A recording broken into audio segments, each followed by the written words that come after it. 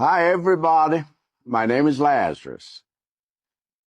At 2:30 p.m. this Friday, February 21st, I'll be having a Facebook and X town hall meeting with the youth of Malawi to discuss their stake in over 500 nationwide developments that I outlined in my State of the Nation address. So, if you're a Malawian under the age of 30, I'm inviting you to this first of its kind event. The theme for this event is a sauna for the youth, our stake in taking development forward. And it will be a live streamed event from 2:30 p.m., during which I will take questions from the 100 under 30 youth in the hall and those joining live digitally on my Facebook page and X handle. I look forward to seeing you. Thank you. Ladies and gentlemen, that is the president of Malawi, Lazarus Chakwera. He has been to Kenya before, and that's when he came, he gave a speech, and I could tell this is a good leader. Now, there's something that caught my attention from the president's speech, as you've heard. This is the thing, the way he's addressing the youths of this country. You know, right now, some of the sober-minded presidents or leaders in Africa need to have the idea that the youths are the majority in every country, especially in Africa. They form more than 75% of the youths, of the population. So therefore, in every policy that you do, in everything that you do, you must move together with the youths. They must feel as part and parcel of that government. So Lazarus Chakwera gives a set of address. He promises so many things. He gives an account of projects that they have done, but he realizes no, this is not the platform to engage the youths. After giving the statement, I need to have the youths now interact with me. And then he asks himself, which platform is best? As he has announced, other platforms, including X, was to be used.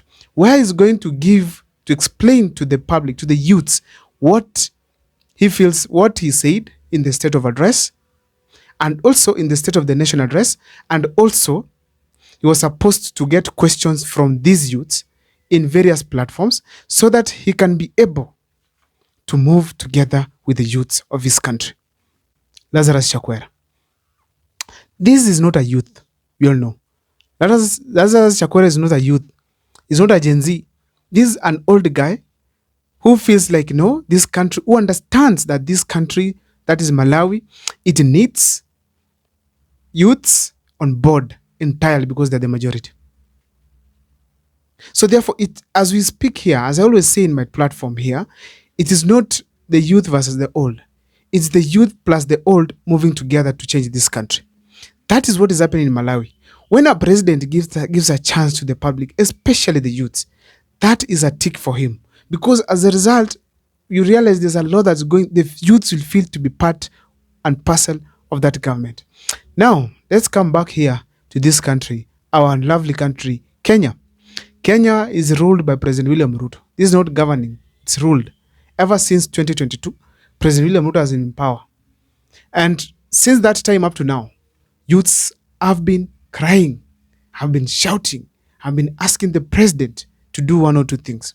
But the president keeps ignoring them and indeed treating them like someone who is still in Kanu region, Kanu era, to an extent that the youths are now feeling like they're not part of this government at all. Why am I saying this? We had the youths raise the concern about the issue to do finance bill 2024. One thing that William Ruto forgot is that most of these youths are millennials and Gen Zs were educated by Kibaki. Kibaki educated them, free education. So they know very well, they know their rights, they know what to read, how to understand it, and how to make it work. So these people understood the finance bill very well. They were able to share for those who could not get the draft. They were able to share across that this is what the finance bill is saying. Then they raised their voice, whether they were right or wrong. It was an ideal thing for the president to sit down with his team and listen to what the youths are saying. But President William Ruto ignored and went to the USA for the state visit. He came back to Kenya. He got the same voice in the country that rejects the finance bill 2024 and they want it scrapped entirely. But still, the president and his team From the beginning to the end, they refused to listen to what the youths were asking. He even encouraged the members of parliament to go ahead and vote for the Finance Bill 2024. When they voted for the first time, Kenyans felt bad. Youths felt very bad. They went to the streets, doctors, nurses, teachers, boda boda, amamboga, all youth in this country went to the streets. Parents gave them fare. For those who did not have, people carrying water, flag, and a phone, telling the government reject the Finance Bill 2024.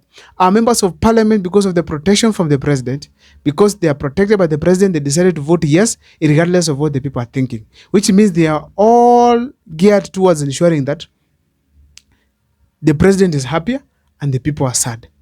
As a result, we had demonstrations happening to an extent that Kenyans occupied parliament, one of the topmost houses in this country. So that means that William Ruto and his entire government do not prefer to listen to the voices of Kenyans, the voices of the youths.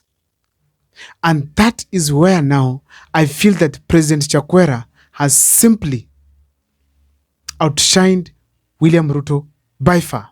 And that is an embarrassment by far. William Ruto is slightly younger than Chakwera. But Chakwera is still able to learn that youths of this country deserve to be listened to. It deserves their input is deserved in government. It's a right for them to input in one or the other in the government.